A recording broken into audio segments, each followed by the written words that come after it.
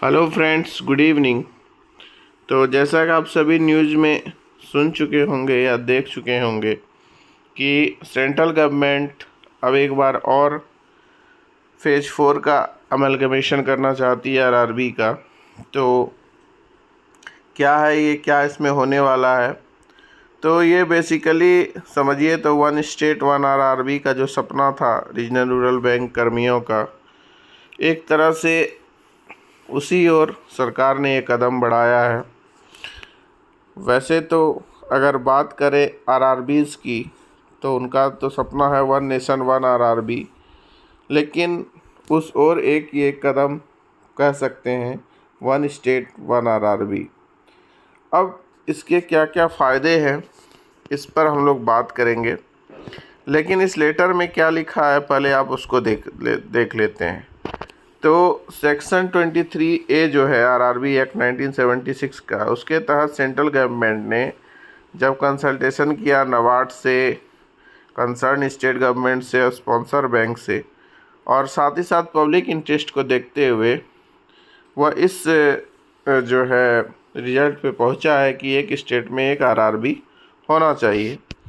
तो इसलिए अब जिन स्टेट में दो या दो से अधिक आरआरबी हैं उनको अमलगमेट करके मर्ज करके वन स्टेट वन आरआरबी का रूप दिया जाएगा। अब इनसे फ़ायदा क्या है?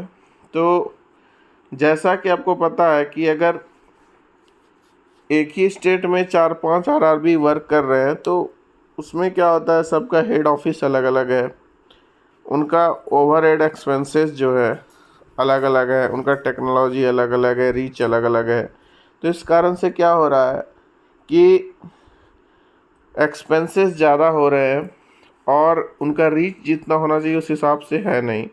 तो एक तरह से कहेंगे मर्ज कर दिया जाएगा तो वन स्टेट वन आरआरबी अगर हो जाता है तो एक आरआरबी पूरे स्टेट में काम करेगी, तो समरूपता आएगी, ऑपरेशन भी आसानी से होगा, टेक्नोलॉजी का बेहतर टेक्नोलॉजी का इस्तेमाल कर पाएंगे, साथ ही साथ उनका जो है कैपिटल बेस भी बढ़ेगा, कस्टमर भी उनके जो है सब आरआरबी के मिल जाएंगे तो कस्टमर भी उनका ज़्यादा हो जाएगा।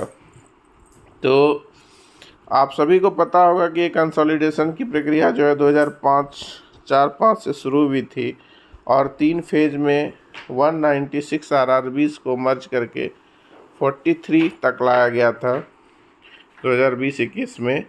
अब जब ये फेज़ 4 का मर्जर हो जाएगा जो कि अभी प्रपोज्ड है, तो आरआरबीज़ की संख्या 28 हो जाएगा, मतलब वन स्टेट वन आरआरबी। तो इन सब चीज़ों से बेनिफिट क्या क्या होंगे?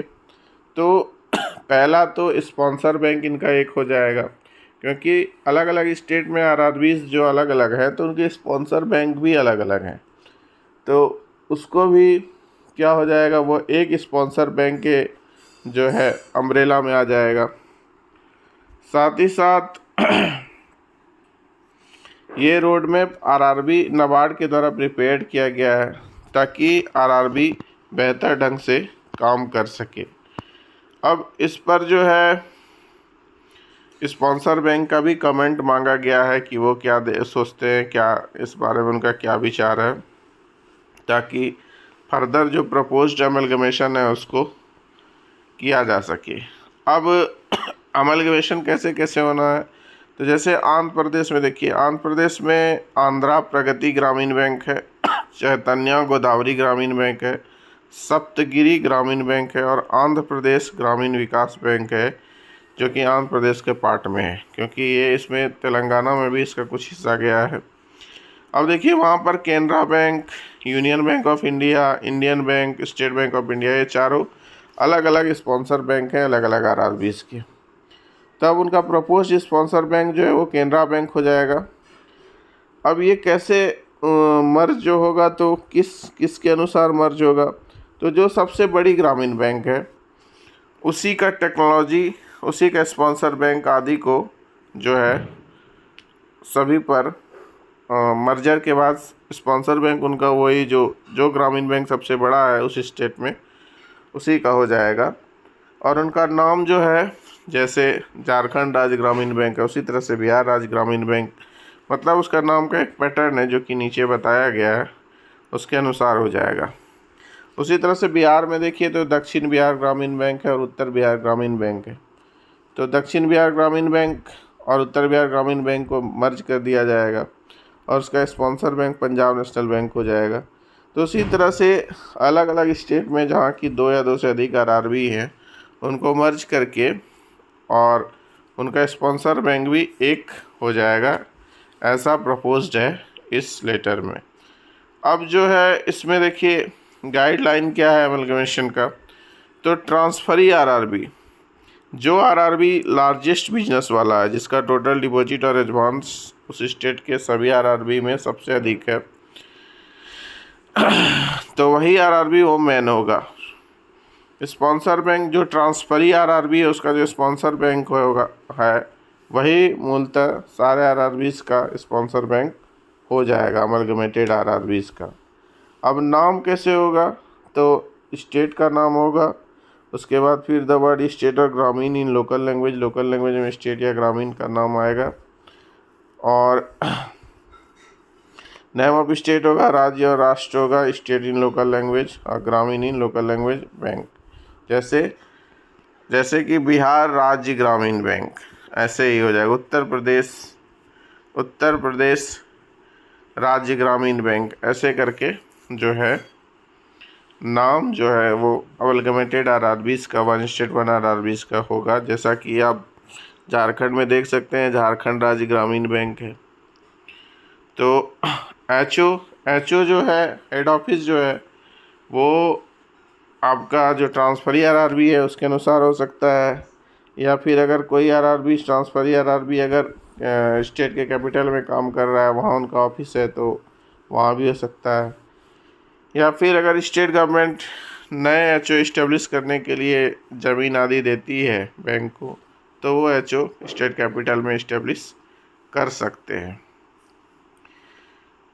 अब जो है वो टेक्नोलॉजी किसका इस्तेमाल करेंगे, सीबीएस प्लेटफॉर्म क्या होगा, तो वो जो है ट्रांसफरी आरआरबी जिसको यूटिलाइज कर रही है, जिसका यूज कर रही है, वही जो है और आरआरबी जो उसमें मर्ज होंगे वो उसी का इस्तेमाल करेगी। मतलब इससे क्या होगा, कॉस्ट मिनिमाइज होगा और डाटा माइग्रेशन ये सब में जो है टाइम कंज्यूम कम होगा। तो यही प्रपोज्ड है आरआरबी का, वन स्टेट वन आरआरबी, जो कि बहुत सारे स्टेट के लोग चाह रहे थे। स्टेट ग्रामीण बैंक के जो एम्प्लॉय थे अलग अलग स्टेट में, जो कि एक उसी स्टेट के होते हुए अपने ज़िले से दूर थे, कहीं और पोस्टिंग थी, अब मर्ज होने पर उनको होम स्टेट भी आने का मौका मिल सकता है। मतलब ये स्टाफ के लिए भी फ़ायदेमंद होगा। साथ ही साथ जो है ग्रामीण बैंक जो वन स्टेट वन आरआरबी होगा तो उनका रीच और बढ़ेगा, साथ ही साथ उनके पास डिपॉजिट और एडवांस भी बढ़ेगा। तो इन सारी चीज़ों को देखते हुए और ओवरहेड जो खर्चे हैं उसको भी मिनिमाइज किया जा सकेगा। तो इन्हीं सब चीज़ों को देखते हुए आरआरबी का 4th फेज में अमलगमेशन प्रपोज्ड है सेंट्रल गवर्नमेंट के द्वारा। तो यही था आरआरबी का न्यूज़, आरआरबी के रिगार्डिंग। वीडियो कैसा लगा नीचे कमेंट करके ज़रूर बताएं। साथ ही साथ बैंकिंग से संबंधित वीडियो के लिए लगातार इस चैनल को आप देख सकते हैं। धन्यवाद।